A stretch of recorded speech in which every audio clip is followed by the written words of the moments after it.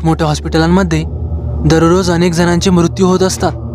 त्यामुळे हॉस्पिटलमध्ये खूप अशा पॅरानॉर्मल ॲक्टिव्हिटी बघायला मिळतात. डॉक्टर कुणाल शवगृहामध्ये खाडकन दार उघडून आत आले. हे सरकारी हॉस्पिटल आहे. इथे मर्डर, सुसाईड अशा खूप केसेस असतात. बऱ्याच प्रेतांची ऑटोप्सी करायची होती. सरकारी हॉस्पिटल असल्यामुळे अजूनही काही डेड बॉडीजसाठी जागा रिकामी करायची होती. पक्या वॉर्ड बॉय या शवगृहाच्या बाहेर बसून असायचा. पक्या कधीच एकटा आत जायचा नाही. तो सगळ्यांना त्याचे अनुभव सांगायचा. रात्रीचा तर तो अजिबातच आत जायचा नाही. तो नेहमीच दारू पिऊन तराट असायचा. पक्याचा भूताखेतांवर खूप विश्वास होता. तो मुडदे उचलायचे, सफेद कापडात गुंडाळायचे, ही कामे करायचा. आज रात्री खूप काम होते. सगळे रिपोर्ट तयार करायचे होते. त्यामुळेच पक्या आज न पिता कामावर आला होता. डॉक्टर कुणाल खूप कुशल होते. ते झपाझपा रिपोर्ट तयार करत होते. पक्या ज्या प्रेतांची ऑटोप्सी झाली ते एका सफेद कापडात घट्ट बांधत होता. आता रात्रीचे 2:22 झाली. ही वेळ हमखास भूतांची, मृतात्म्यांची. अचानक बाहेर कुत्रे रडू लागली. समोरचे दार उघडेच होते, कारण आज सगळेच मुर्दे बाहेर काढायचे होते. म्हणजेच त्यांच्या नातेवाईकांना द्यायचे होते. त्यांचे नातेवाईक बाहेर वाट बघत होते, पण पोलीस केस असल्याने हे करावेच लागणार होते. तेवढ्यात अचानक दिव्यांची उघडझाप सुरू झाली. कामात अडथळा निर्माण झाल्याने डॉक्टर कुणाल पक्याला ओरडले, अरे बघ एकदाचा काय प्रॉब्लेम आहे ते. पक्या बाहेर आला. तिथे सफेद साडीत केस सोडून एक स्त्री उभी होती. पक्या इतके वर्ष इथे काम करतोय. त्याने लगेच ओळखलं, ही मृत आहे. पक्याला असे भास कायम होतात. कधी मुडदे अलगद उठतात, तर कधी कधी खुर्चीवर बसलेली दिसतात. त्यामुळेच तो आतमध्ये जायचा नाही. कोणी सोबत असले तरच आत जायचा. तोच डॉक्टरांची हाक पक्याच्या कानावर पडली. पक्या धावतच आतमध्ये गेला. मोबाईलच्या टॉर्चच्या प्रकाशात डॉक्टर आपले काम करत होते. त्यांनी एक मोठा पेपरचा गठ्ठा पक्याला दिला. कम्प्युटर बंदच पडल्यामुळे हातानेच रिपोर्ट लिहावे लागत होते. डॉक्टर कुणाल बोलले, पक्या सगळे रिपोर्ट तयार आहेत. आता नातेवाईकांना त्यांच्या नातेवाईकांचे मृतदेह देऊन टाक. एवढं बोलून डॉक्टर बाहेर निघून गेले. आता पक्या आतमध्ये एकटाच. लाईट तर पूर्ण गेलेले. शवगृहाच्या बाहेरचे लाईट्स होते.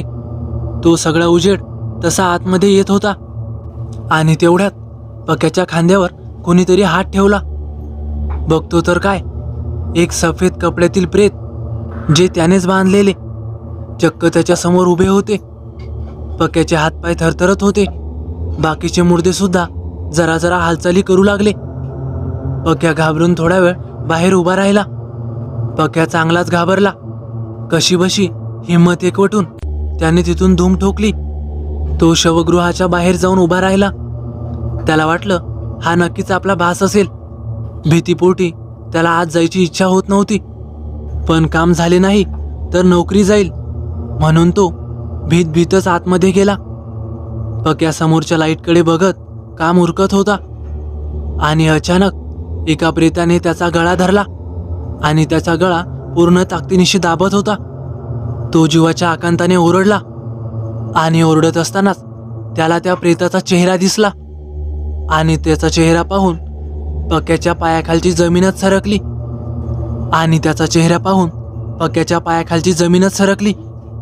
ते स्वतः डॉक्टर कुणाल होते. त्याला काही कळेना. समोरच्या दृश्यावर त्याला विश्वास बसत नव्हता.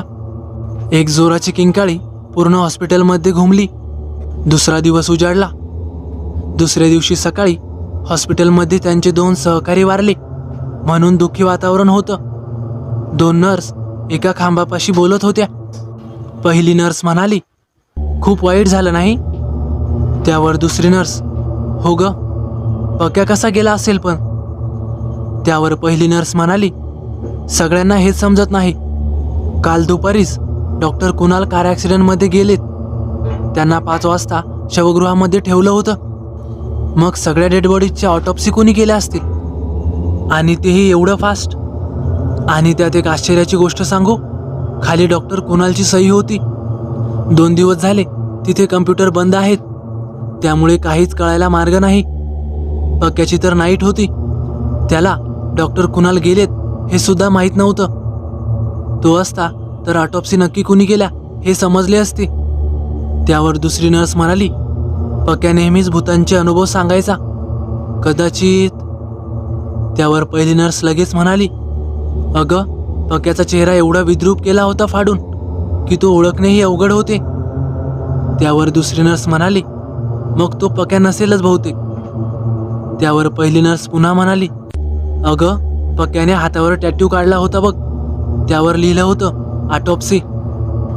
त्यावर दुसरी नर्स म्हणाली, हो बरोबर, शेवटी त्याचीच ऑटोप्सी करायला लागली. आणि तेवढ्यात पाठीमागे कोणीतरी उभे असल्याचा भास झाला. श्वासाचा आवाजही आला. मागे बघितले तर कोणीच नव्हते. त्या दोघी पटकन तिथून घाबरून पळून गेल्या. तेव्हापासून मात्र त्या हॉस्पिटलमध्ये खूपशा अशा घटना घडतात ज्यावर एक शिकलेला माणूस तर कधीच विश्वास ठेवू शकत नाही. अजूनही त्या ऑटोप्सी नक्की कुणी केल्या होत्या याचा पत्ता लागला नाही. ते गूढ अजूनही उलगडलं नाही. तर मित्रांनो, कसा वाटला तुम्हाला अनुभव? आवडल्यास नक्की लाईक करा, कमेंट करायला विसरू नका. आणि हो, आपल्या चॅनलला आतापर्यंत सबस्क्राईब केलं नसेल तर नक्कीच सबस्क्राईब करा. तर चला भेटूया पुढच्या व्हिडिओत. धन्यवाद.